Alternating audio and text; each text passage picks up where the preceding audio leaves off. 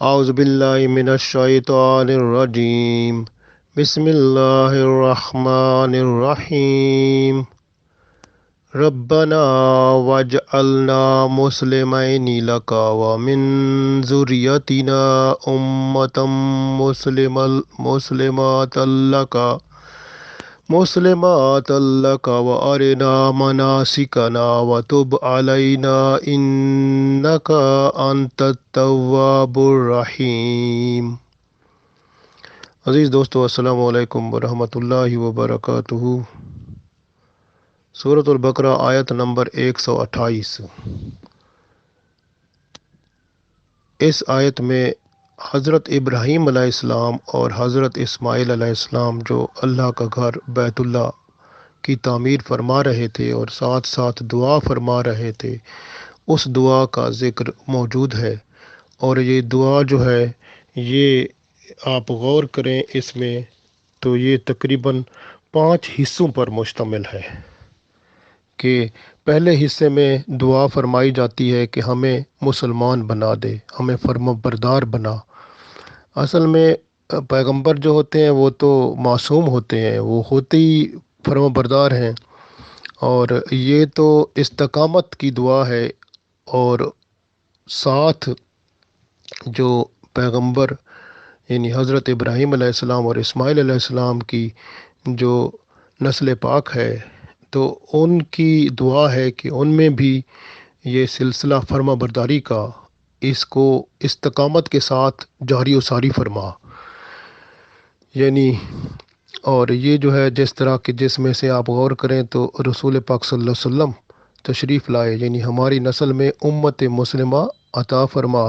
اور یہ امت مسلمہ جماعت مسلمہ جس میں سے ہمارے رسول پاک صلی اللہ علیہ وسلم اور آپ صلی اللہ علیہ وسلم کے بزرگ جتنے بھی والدین کریمین ہیں، سب موحد تھے، اس مسلمان تھے، ایمان پر تھے۔ اور پہلی دعا حضرت ابراہیم علیہ السلام فرماتے ہیں کہ ہمیں مسلمان بنا، فرما بردار بنا، استقامت کی دعا کرتے ہیں۔ پھر اپنی نسل اور کے لیے دعا کرتے ہیں کہ ایک جماعت ہماری اولاد میں سے ہو بنا، جو استقامت، جو تیری فرما برداری میں استقامت کے ساتھ قائم و دائم رہے، اور کوئی سستی اور کاہلی نہ کرے، بلکہ تیرے حکم کے مطابق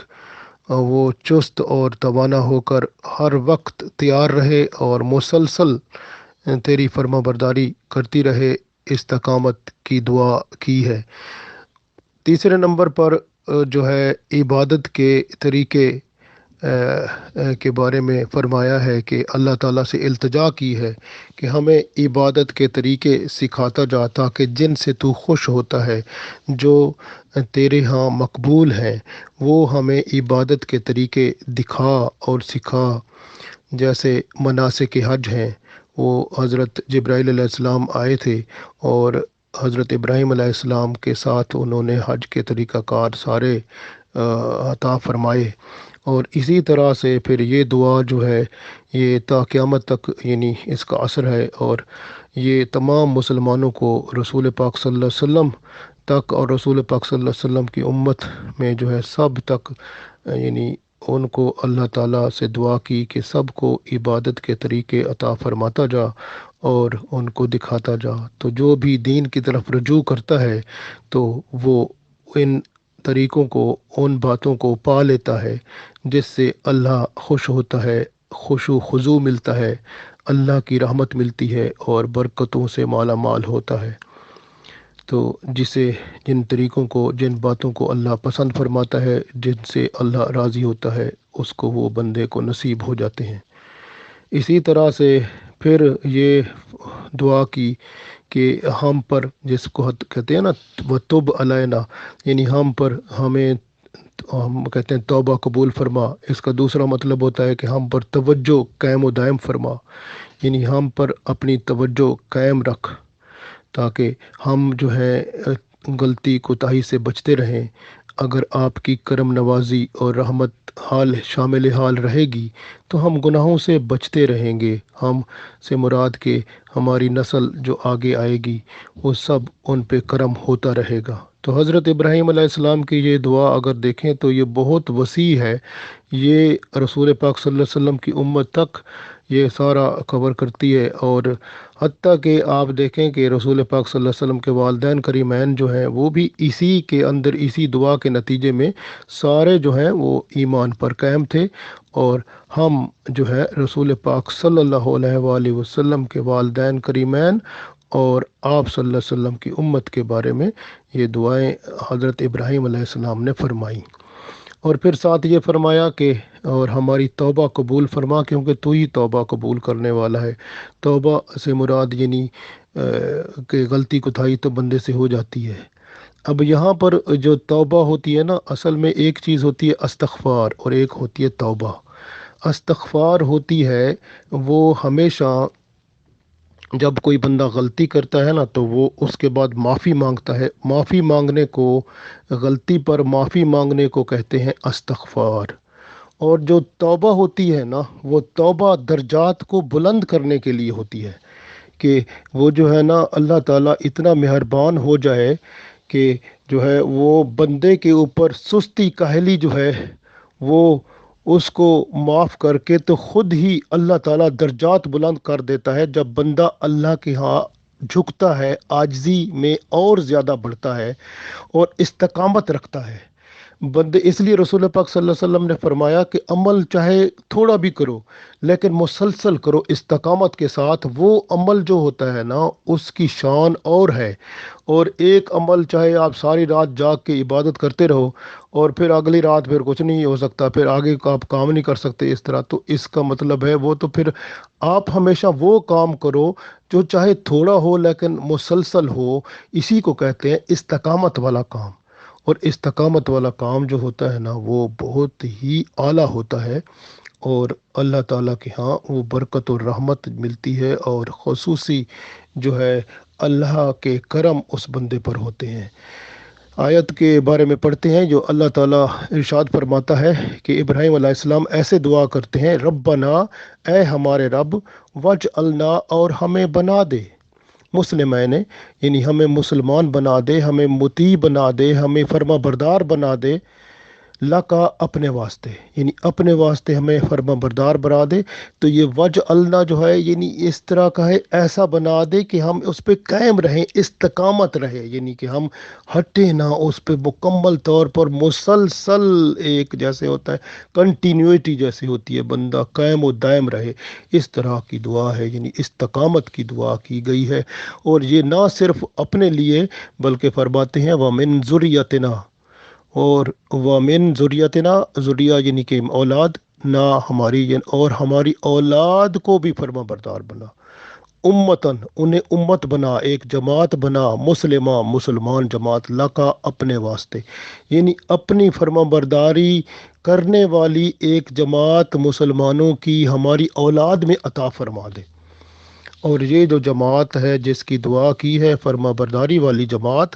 یہ رسول پاک صلی اللہ علیہ وسلم کے والدین کریمین ہیں، جو کہ حضرت اسماعیل علیہ السلام سے لے کر رسول پاک صلی اللہ علیہ وآلہ وسلم تک سب جتنے بھی آپ صلی اللہ علیہ وسلم کے والدین کریمین ہیں، سب جو ہے وہ ایمان پر تھے۔ اس لیے کہ آپ صلی اللہ علیہ وسلم، آپ کو پتہ ہے کہ جو شرک ہوتا ہے وہ تو گند ہی ہوتا ہے نا،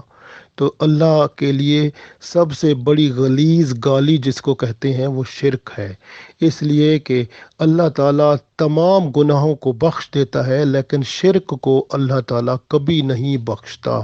اس لیے کہ وہ اتنا بڑا گند ہے کہ وہ اللہ تعالیٰ اس کو دیکھنا ہی نہیں چاہتا جس کے اندر اتنا بڑا گند ہوتا ہے، یعنی شرک ہوتا ہے، اس لیے اللہ تعالیٰ اس کو پسند ہی نہیں فرماتے۔ اور رسول پاک صلی اللہ علیہ وسلم تو خود فرماتے ہیں کہ میں تو پاک جسموں میں رہا ہوں اور پاک رحموں میں رہا ہوں، تو پھر آپ صلی اللہ علیہ وسلم کو اللہ تعالیٰ نے پاک رحموں میں، پاک جسموں میں سے آگے ٹرانسفر ہوتے رہے، آگے جو ہے وہ چلتے رہے، تو اس طرح سے آپ کے والدین کریمین جو ہیں وہ ایمان پر ہیں، وہ طاہر ہیں، پاک ہیں، اور اللہ تعالیٰ کی رحمت والے ہیں۔ اس لیے جو ہے یہ رسول پاک صلی اللہ علیہ وآلہ وسلم جو ہیں وہ یہ امت مسلمہ ان سے ہیں، یعنی جس طرح حضرت ابراہیم علیہ السلام نے فرمایا نا وَمِن ذُرِّيَّتِنَا، اور میری اولاد میں سے بھی، ہماری اولاد میں سے بھی امتم مسلمہ، تو ایک جماعت مسلمان فرما بردار بنا استقامت کے ساتھ، لکا یعنی واسطے تیرے، جو فرما بردار ہر وقت رہے۔ پھر اگلی دعا کی وَأَرِنَا، اور ہمیں دکھا، مناسکنا، اور ہمیں عبادت جو ہے ہماری اس کے بارے میں دکھا، کیسے عبادت کریں، کون سا طریقہ اپنائیں، کس طریقے سے عبادت کریں، کون سی باتیں، کون سے ذکر، کس طرح کا طریقہ کار، یہ سارے ہمیں سکھا، ہمیں بتا، تو تاکہ ہم تیرے وہ جو ہے اور زیادہ فرما بردار ہوتے جائیں۔ تو وہ تب علینا، تب یعنی جہاں پر توب کا مطلب ہوتا ہے توبہ قبول کر، توبہ کرنا بھی ہوتا ہے علینا، اور ہم تیری طرف توبہ کرتے ہیں، ہماری توبہ قبول فرما، یہ بھی ہو سکتا ہے۔ لیکن ادھر یہ بھی ہو سکتا ہے توبہ کا مطلب کہ ہم پر توب یعنی ہماری طرف لوٹ یعنی توجہ فرما،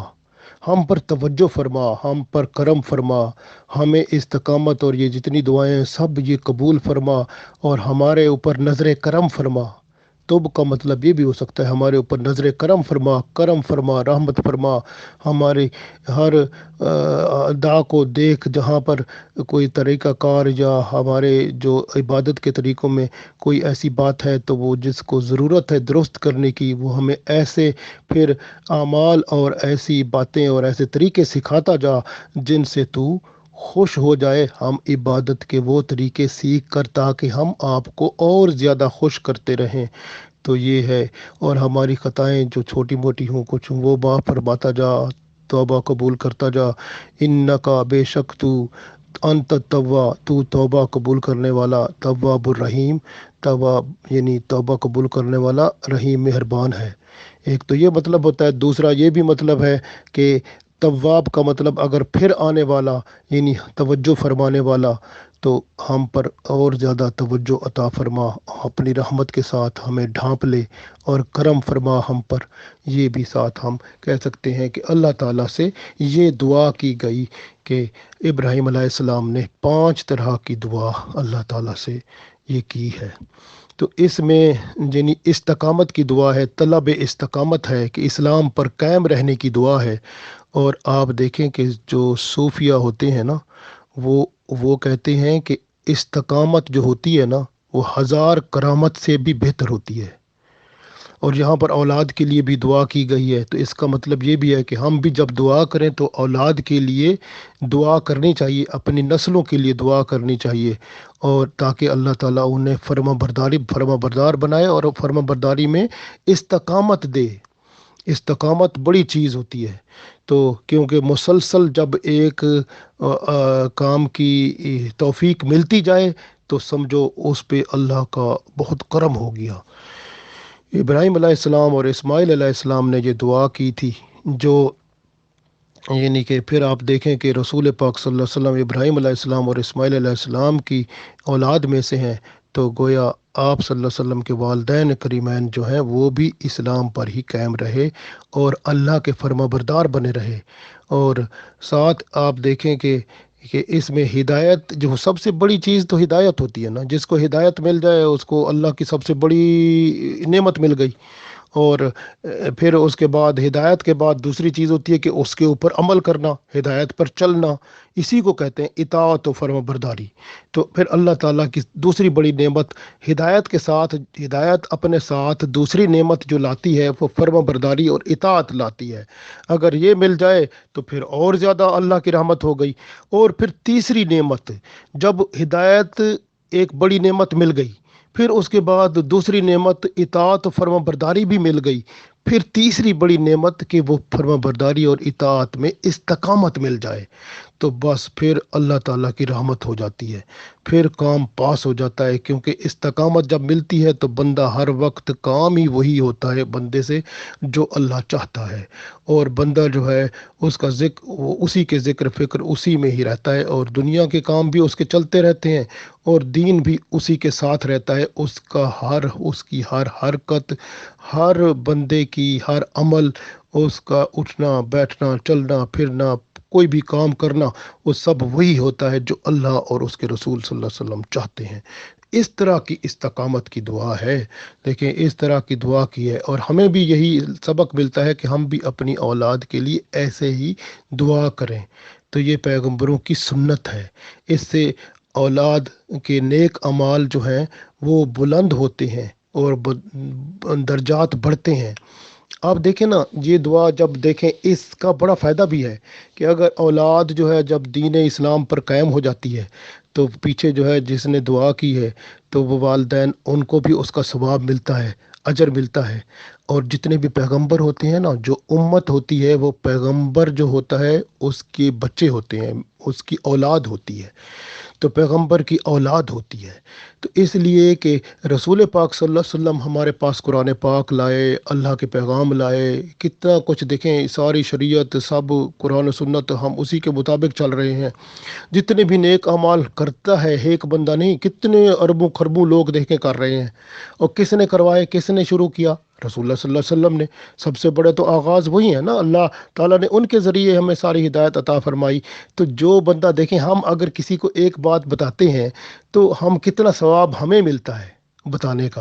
اور جو رسول پاک صلی اللہ علیہ وسلم ہے انہوں نے پورا قرآن بتایا، پوری دین بتایا، اسلام پورا کمپلیٹ، ایک ہمیں فل ایمان کا ایک پورا نقشہ دیا، پورا آئین دیا۔ اور پھر آپ دیکھیں کتنی مخلوق ہے جو ان کے حکم کے مطابق وہ عمل کر رہی ہے، اور سارا ثواب رسول پاک صلی اللہ علیہ وسلم کو بھی مل رہا ہے۔ آپ صلی اللہ علیہ وسلم کے درجات ساتھ ساتھ اور بڑھ رہے ہیں۔ اور پھر دیکھیں کہ ابراہیم علیہ السلام پھر جو ہے دعا، دیکھیں ابراہیم علیہ السلام نے، آپ صلی اللہ علیہ وسلم نے فرمایا ابراہیم علیہ السلام کی میں دعا ہوں، تو پھر وہ دعا دیکھیں، وہ ابراہیم علیہ السلام کو بھی اس کا اجر مل رہا ہے۔ آپ دیکھتے جائیں کہ کتنے اجر آگے، جو اس لیے جو پیغمبر ہوتے ہیں نا ان کا اجر و ثواب بندہ نہیں گن سکتا، وہ ہر وقت ان کے درجات بلند ہوتے رہتے ہیں، اور اتنے بلند ہوتے رہتے ہیں بندہ کوئی گن بھی نہیں سکتا۔ اس لیے جو ہے نا انبیاء معصوم ہوتے ہیں، اللہ کی طرف سے جو ملتا ہے اس کو آگے وہ پہنچاتے ہیں، اور پھر وہ جب فرما برداری اور اس کی استقامت کی بات آتی ہے تو استقامت بہت بڑی چیز ہے۔ استقامت جب اللہ دیتا ہے نا تو پھر دلوں میں ٹیڑھا پن نہیں پیدا ہوتا، دلوں میں تنگی نہیں آتی۔ عبادت کرتے ہوئے، اللہ کے راستے میں چلتے ہوئے دل تنگ نہیں ہوتا، اور دل ٹیڑھا نہیں ہوتا، اور اندر بلکہ دل کو سکون ملتا ہے، دل جو ہوتا ہے اس طرف بندے کا اور زیادہ لگتا ہے، اس طرف رجوع کرتا ہے۔ تو چاہے شیطان کچھ بھی کرے، لیکن اگر اللہ نے استقامت کی دعا قبول کر لی تو شیطان ہو یا نفس ہو کوئی کچھ نہیں کر سکتا پھر، کیونکہ اللہ کی رحمت جو ہے وہ شامل حال ہوتی ہے، اور استقامت جو ہوتی ہے وہ بندے کو، دوسرے لفظوں میں ہماری تو معراج یہی ہے، استقامت مل جائے تو سمجھو ہمارا بیڑا پار ہے، اور ہمارے اوپر اللہ کا کرم ہو گیا۔ تو اس لیے ہماری اولاد میں سے دعا کی گئی کہ ہماری اولاد میں سے ایسی ایک جماعت رکھ جو ہمیشہ تیری فرما بردار رہے۔ ہمیں بھی ایسی دعا کرنی چاہیے کہ فرما برداری اور استقامت کی دعا جو ہے وہ بہت بڑی اللہ کی رحمت ہے۔ عبادت جو ہوتی ہے نا وہ تین طرح کی ہوتی ہے عام طور پر۔ ایک نفسانی عبادت ہوتی ہے، اکثر لوگ جو ہوتے ہیں وہ خواہش کے پجاری ہوتے ہیں، جو ان کی عقل میں آتا ہے، جو ذہن میں آتا ہے بس وہی کر دیتے ہیں، اور وہ اسی کو ہی نیکی سمجھ لیتے ہیں، یہ نیکی ہے، یہ اچھائی ہے، یہ بھلائی ہے، بس اسی کو ہی۔ جیسے آپ دیکھتے جائیں بعض بندے ہوتے ہیں صدقہ خیرات کر دیتے ہیں، لوگوں کی مدد کر دیتے ہیں، بس کہتے ہیں یہ نیکی ہے، ایمان کو اندر داخل نہیں کرتے، تو وہ اپنی مرضی کرتے ہیں۔ وہ اصل میں نیکی جو ہوتی ہے وہ تو اللہ اور اس کے رسول صلی اللہ علیہ وسلم کے حکم کے مطابق ہوگی تو نیکی ہوگی نا۔ اب نفسانی خواہش، جو بندہ اپنی خواہش کے مطابق جو گزارا کرے گا، جس چیز پہ دل آ جائے وہ کھا لے، چاہے حلال ہے حرام ہے، چاہے کوئی کسی طرح کی خواہش پیدا ہو اس کو پوری کر لے اور سمجھے یہ ٹھیک ہے، اس کو بس ٹھیک سمجھ کے پورا کرتا جائے، اس کو نیک سمجھ کے کرتا جائے، تو اس نے تو اپنی خواہش کے مطابق، اپنے نفس کے مطابق وہ کر رہا ہے نا، تو یہ نفسانی عبادت اسی کو کہتے ہیں۔ تو وہ اسی لیے قرآن پاک میں سورہ جاسیہ میں اللہ تعالیٰ فرماتا ہے کہ وہ جو بندہ جو اپنی خواہش کا پجاری بن جاتا ہے نا، اس کا اللہ سے رشتہ ختم ہو جاتا ہے، حالانکہ علم اس کو ہوتا ہے کہ اللہ تعالیٰ میرا مالک ہے، وہی میرا سب سے بڑا جو ہے جس کی عبادت کرنی چاہیے وہ میرا اللہ ہے، اس کی عبادت کرنی چاہیے، اس کے حکم پہ چلنا چاہیے، بندے کو پتہ ہوتا ہے، پھر بھی نفس کے مطابق چلتا ہے، نفس کی خواہشات مانتا ہے، تو پھر اللہ سے رشتے کو توڑ بیٹھتا ہے۔ تو اسی طرح دوسرا شیطانی عبادت ہوتی ہے۔ شیطان جو بندے کو تعلیم دیتا ہے، وسوسے ڈالتا ہے، خیال ڈالتا ہے، بت پرستی، شرک،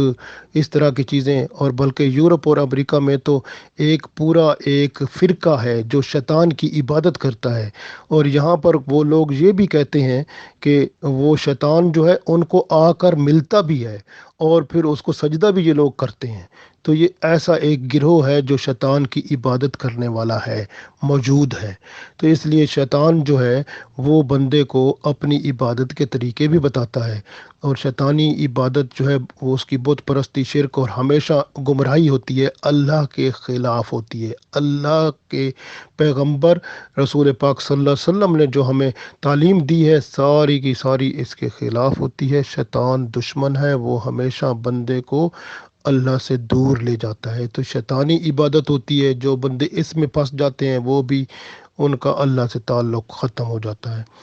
اور اللہ کی عبادت، رحمانی عبادت، جس سے جو عبادت جس میں اللہ تعالیٰ کے بتائے ہوئے طریقے پر کی جائے، جو قرآن و سنت کے مطابق ہو، شریعت محمدی صلی اللہ علیہ وسلم کے مطابق ہو، وہی اصل میں عبادت ہوتی ہے، جس کے نتیجے میں بندہ نفس اور شیطان سے بچ جاتا ہے۔ جس طرح ابراہیم علیہ السلام نے دعا کی نا کہ ربنا وجعلنا مسلمین لکا، کہ ہمیں مسلمان بنا، مطیع بنا، فرما بردار بنا، اسی کے اندر آ گیا کہ ہمیں نفس کی خواہش میں نہ چلا، ہمیں شیطان سے بھی بچا۔ تو یہ اسی کے اندر یہ ایسی دعا ہے، اس کے اندر ساری باتیں آئی ہوئی ہیں کہ نفس سے بھی بچا، نفس کی شرارتوں سے بچا، اس کی خواہشوں سے بچا، شیطان کے حملوں سے بچا۔ ایسا ہمیں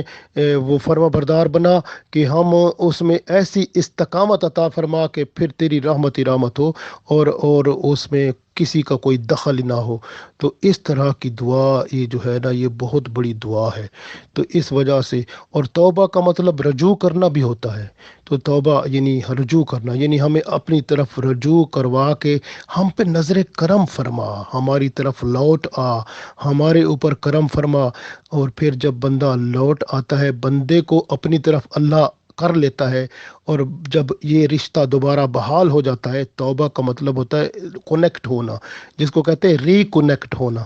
وہ ری کنیکٹ ہو جاتا ہے، دوبارہ جب جڑ جاتا ہے یہ سلسلہ، تو پھر اللہ تعالیٰ کی رحمت ہو جاتی ہے، اللہ تعالیٰ کا کرم ہو جاتا ہے۔ اسی طرح سے جیسے حضرت ابراہیم علیہ السلام نے دعا کی کہ ہمیں وہ عبادت بھی سکھا، تو حضرت جبرائیل علیہ السلام آئے، ان کو حکم ہوا کہ خلیل ابراہیم خلیل اللہ کو علیہ السلام کو جو ہے حج دکھا دو، سکھا دو، بلکہ کرا دو۔ یعنی پھر وہ حاضر ہوئے، 8 ذوالحج سے لے کر 13 ذوالحج تک وہ حضرت ابراہیم علیہ السلام کے ساتھ رہے، اور حج کے جتنے بھی مناسک ہیں سب انہوں نے حضرت ابراہیم علیہ السلام کو کر کے دکھائے۔ تو اس طرح سے یعنی کہ آپ دیکھیں، جب بھی دعا کرتا ہے بندہ، تو اللہ تعالیٰ بندے کی دعا کو قبول فرماتا ہے۔ اور ہمیشہ جو ہے، میں نے عرض کیا کہ جیسے رسول حضرت ابراہیم علیہ السلام کی دعا تھی کہ بنی اسماعیل کی جیسے بنی اسماعیل یعنی اسماعیلی اولاد میں سے بھی وہ جو ہے استقامت عطا فرما برداری کی، یعنی ومن ذریتنا امۃ مسلمۃ لک، کہ میری جو اولاد ہے اس میں ایک جماعت ہو جو فرما بردار ہو تیری۔ تو وہ پھر اسی فرما بردار جماعت میں سے ہی رسول پاک صلی اللہ علیہ وسلم آئے، اور ان کے والدین، آپ غور کریں نا، دیکھیں نا کہ آپ صلی اللہ علیہ وسلم کے والدین جو ہیں حضرت عبداللہ رضی اللہ تعالیٰ عنہ، حضرت آمنہ رضی اللہ تعالیٰ عنہ، یہ دیکھیں کہ آپ نے کبھی رسول پاک صلی اللہ علیہ وسلم جو ہیں، جب آپ صلی اللہ علیہ وسلم، میں نے آپ کو عرض کیا کہ جب خانہ کعبہ جب بنایا گیا، قریش نے بنایا تھا، رسول پاک صلی اللہ علیہ وسلم کی عمر اس وقت 35 سال کی تھی، آپ صلی اللہ علیہ وسلم بھی وہ پتھر اٹھا کے دے رہے تھے وہاں پر۔ اور آپ دیکھ لیں، غور کر لیں، آپ کو کہیں پر بھی کوئی ایسی بات نہیں ملے گی کہ رسول پاک صلی اللہ علیہ وسلم کی والدہ جو ہیں وہ تو موجود تھیں، جب آپ چھوٹے تھے اس وقت موجود تھیں، تو کبھی بھی ایسی کوئی بات نہیں ملتی کہ آپ کبھی بتوں کے پاس گئی ہوں یا کچھ کیا ہو۔ یعنی اللہ کی نیک بندی تھیں، وہ امین تھیں، ان کا نام ہی آمنہ تھا، وہ ایمان والی تھیں، اور اللہ پر ایمان رکھتی تھیں، دین ابراہیم پر تھیں۔ اسی طرح عبداللہ جو ہیں، وہ بھی جو رسول پاک صلی اللہ علیہ وسلم کے والد ہیں، وہ بھی अहद यानी मोहिद थे, वो भी दीन इब्राहिम पर थे। इसी तरह से आप देख लें अब्दुल मुतलिब, जब आप गौर करें कि जब अबरहा का वो लश्कर आया था, तो अबरहा ने जब वो अब्दुल मुतलिब के ऊँटों को, वो जो है वो ऊँट अपनी कैद में ले लिए थे, तो ये ऊँटों को लेने गए थे, तो उसने बड़ी इस्तकबाल किया था। तो फिर उनको इन्होंने यही कहा था कि जो उसका मालिक है यानी खाना काबा का यानी अल्लाह, वही उसकी हिफाजत करेगा। तो उन्होंने यही कहा था कि अल्लाह हिफाजत करेगा। आप गौर कर लें, कोई भी किताब खोल लें जो भी तारीख की, वहाँ पर यही लिखा हुआ पाएंगे कि उन्होंने यही कहा था कि वही जो खाना काबा जिसका मालिक अल्लाह है, वही उसकी हिफाजत करेगा। उनकी ज़बान से कोई कोई कहीं पर भी ये साबित नहीं है कि किसी बुत की बात की हो कि बुत हिफाजत करेगा, बल्कि उन्होंने यही फरमाया था कि वही मालिक अल्लाह जो है वही उसकी हिफाजत करेगा। अबरहा को उन्होंने यही जवाब दिया था कि तू मेरे ऊँट वापस कर दे, खाना काबा की हिफाजत उसका जो खालिक मालिक अल्लाह है वही करेगा। तो फिर आप इससे बड़ा मुहिद होने का और क्या सबूत हो सकता है। इसी तरह हज़रत हाशिम थे, अब्द मनाफ थे, कसी थे, किलाब थे, मुर्रा थे, काब थे, लवी थे, गालिब थे, फ़हर थे, मालिक थे, नज़र थे, कनाना थे, खजीमा थे, मुदरिका थे, इलियास थे या मुज़र थे, नज़ार थे, माद थे, अदनान थे। ये सब जो हैं, ये सब कौन थे? ये मोहिद थे। तो ये जो है ये ईमान पर थे, क्योंकि रसूल पाक सल्लल्लाहु अलैहि वसल्लम जो हैं, आप सल्लल्लाहु अलैहि वसल्लम जो हैं, आप सल्लल्लाहु अलैहि वसल्लम ने खुद ही फरमाया है कि मैं पाक जिस्मों से और पाक रहमों से आया हूँ। तो आप देख लें कि जो जो शिरक करने वाला होता है, शिरक ए जुल्म अजीम है। जुल्म का मतलब पलीद चीज़ है, वो अल्लाह को कबूल। और हमेशा रसूल पाक सल्लल्लाहु अलैहि वसल्लम जैसी पाक हस्ती जो है, वो पाक जिस्मों में आई हैं और पाक रहमों में आई हैं। इसलिए आप देख लें हज़रत आपकी वालदा माजिदा हज़रत आमना रज़ी अल्लाह ताला अन्हा, वो देखें उनके वालिद साहब वहाब हैं, और वहाब भी वो जो हैं, आप अगर देखें तो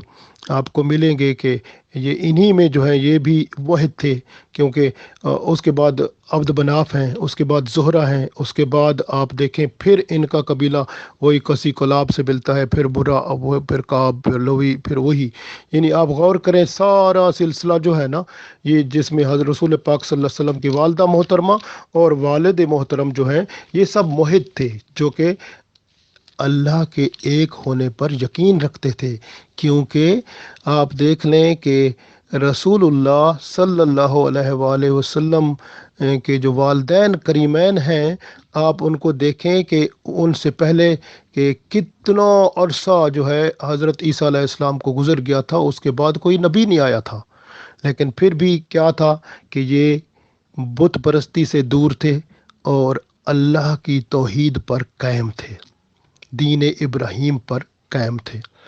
और इसलिए कि वो इन तक नबी किसी की दावत ना पहुंची थी, और साबका अम्बिया कराम का ज़माना बहुत बईद था। तो हज़रत अब्दुल्ला और आमना रिदवानुल्लाह अलैहिम अजमाइन दोनों मुहिद थे। और इस वजह से आप देख लें कि जब हज़रत आमना रज़ी अल्लाह ताला अन्हा उम्मीद से हुई, तो हज़रत अब्दुल्ला जो हैं, वो आप देखें कि उस वक्त 18 साल के थे,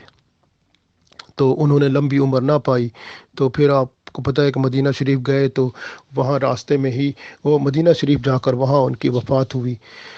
और इसी तरह आप देखें कि जब आप सल्लल्लाहु अलैहि वसल्लम 6 साल के थे, तो हज़रत आमना रज़ी अल्लाह ताला अन्हा जो है, वो अपने खामिद की कब्र की ज़ियारत के लिए मदीना शरीफ तशरीफ़ ले गई, तो वहीं उन्होंने वफ़ात पाई।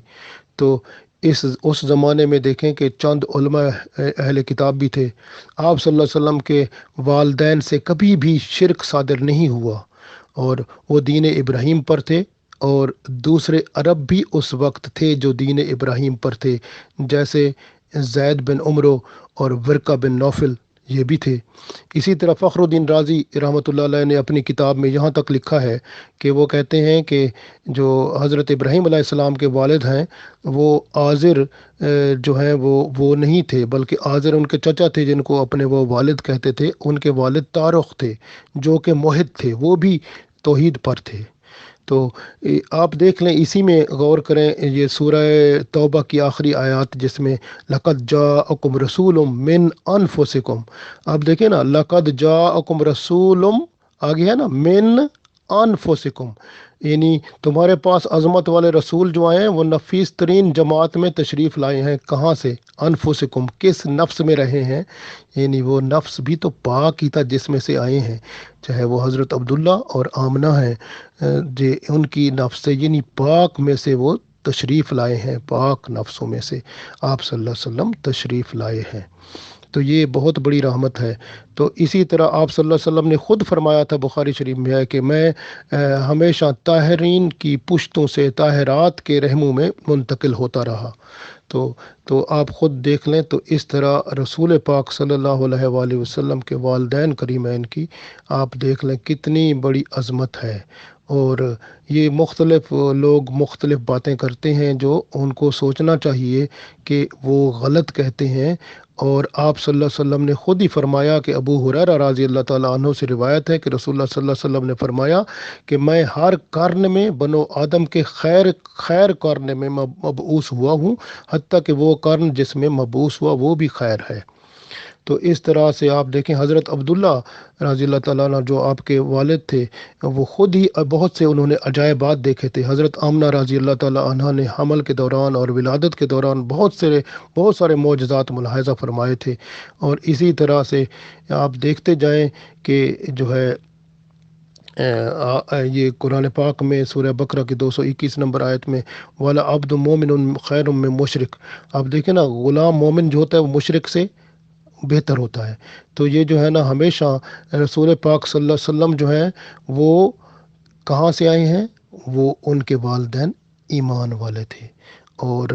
मोहित थे, इसलिए आप सल्लल्लाहु अलैहि वसल्लम के आबा हर ज़माने में खैर थे, यानी बुज़ुर्ग, और हर ज़माने में मोमिन थे, ईमान वाले थे।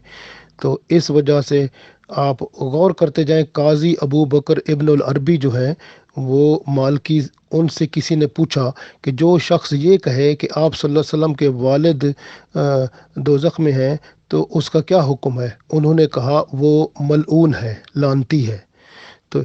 इसलिए कि सूरत अहज़ाब में आप पढ़ लें, सूरत अहज़ाब की आयत नंबर 57 जो है 57 नंबर आयत, कि उसमें जो लोग अल्लाह और उसके रसूल सल्लल्लाहु अलैहि वसल्लम को ईज़ा देते हैं, तकलीफ़ देते हैं, अल्लाह उन पर दुनिया और आखिरत में लानत फरमाता है। तो इसलिए जो है मैंने अर्ज़ किया, रसूल पाक सल्लल्लाहु अलैहि वसल्लम ने ख़ुद ही फरमाया था कि मैं अपने वालिदैन में से किसी को पा लेता तो इशा की नमाज में पढ़ रहा होता, और अगर मुझे या मोहम्मद कह के पुकारते तो मैं फ़ौरन जो है लब्बैक कहता। सुभान अल्लाह, कितनी बात है। आप देखें, इससे बड़ी सबूत की और क्या बात है। रसूल पाक सल्लल्लाहु अलैहि वसल्लम, अबू तैयबा और अबू इब्न ज़ुबैर जो थे, उन्होंने रसूल पाक सल्लल्लाहु अलैहि वसल्लम का खून पी लिया था, है ना। आप सल्लल्लाहु अलैहि वसल्लम ने उनको फरमाया था कि फेंकने को दिया था, तो उन्होंने पी लिया था। आप सल्लल्लाहु अलैहि वसल्लम ने फरमाया इन पर दोज़ख हराम हो गई। तो खून कहाँ से आता है? वालिदैन से आता है ना। तो पीछे से वालिदैन से खून मुंतकिल होता है ना। तो खून पिया, तो फिर आप पीछे देखें फिर किस वालिदैन का खून था। तो अल्हम्दुलिल्लाह आप सल्लल्लाहु अलैहि वसल्लम के वालिदैन वो ईमानदार थे और इस्लाम पर थे और मोमिन थे। इस वजह से अल्लाह ताला ने यहाँ पर ये इस आयत में ये वाज़े फरमा दिया कि ये रसूल पाक सल्लल्लाहु अलैहि वसल्लम ने जो फरमाया कि मैं अपने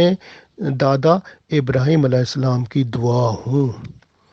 क्योंकि उन्होंने फरमाया था कि रब्बना वजअलना मुस्लिमैनी लका व मिन ज़ुर्रियतिना उम्मतम मुस्लिमतन लका, ऐ हमारे रब, हमें अपना फर्मा बरदार बना और इस फर्मा बरदारी में इस्तकामत अता फरमा। व मिन ज़ुर्रियतिना, और हमारी औलाद में भी उम्मतम मुस्लिमा तल्लका, कि हमारी औलाद में भी एक जमात फर्मा बरदार जो है वो बना, जो तेरी ही फर्मा बरदार हो के रहे। तो यही अल्लाह के करम से आप सल्लल्लाहु अलैहि वसल्लम के वालिदैन करीमैन सब अल्लाह के फर्मा बरदार बन कर रहे اور پھر جہاں سے آپ صلی اللہ علیہ وآلہ وسلم اس دنیا میں تشریف لائے اور ہم پر اللہ کی رحمتیں اور اتنا بڑا احسان، جس کو اللہ نے لقد من اللہ علی المومنین فرمایا کہ ہم مومن لوگوں پر جن میں ایمان ہے اس پر اتنا بڑا احسان فرمایا کہ اللہ نے اپنا محبوب ہمیں عطا فرمایا، اور جن کی تعلیمات اور جن کے کرامات سے اور جن کی خاص رحمتوں سے برکتوں سے ہم مالا مال ہوئے، اور وہ نبی جسے رحمت للعالمین فرمایا گیا اور جس پر اللہ کا اتنا کرم ہے کہ رحمت ہی رحمت ہے، برکت ہی برکت ہے، اور نہ ان کا کوئی سایہ ہے اور نہ ہی کوئی ان جیسا ہے۔ اللہ کے بعد مخلوق میں وہ سب سے اعلیٰ و عرفہ۔ اللہ تعالیٰ ہمیں ان کا فرما بردار بنائے، جس طرح کہ اللہ تعالیٰ نے خود قرآن پاک میں فرمایا ہے، وَمَن يُطِعِ الرَّسُولَ فَقَدْ أَطَاعَ اللَّهَ۔ پس یا اللہ ہمیں اس نبی پاک صلی اللہ علیہ وسلم کا فرما بردار بنا، اس کی ہی فرما برداری میں تیری فرما برداری ہے، جیسے تو نے فرما دیا۔ ہمیں انہی کے ساتھ، انہی کی محبت کے ساتھ قائم و دائم فرما، ہمارے ایمان میں، اسلام میں ترقی عطا فرما اور قرب حقیقی عطا فرما، اور پھر رسول پاک صلی اللہ علیہ وسلم کے ساتھ ہمیں جنت الفردوس میں اعلیٰ مقام عطا فرما۔ آمین۔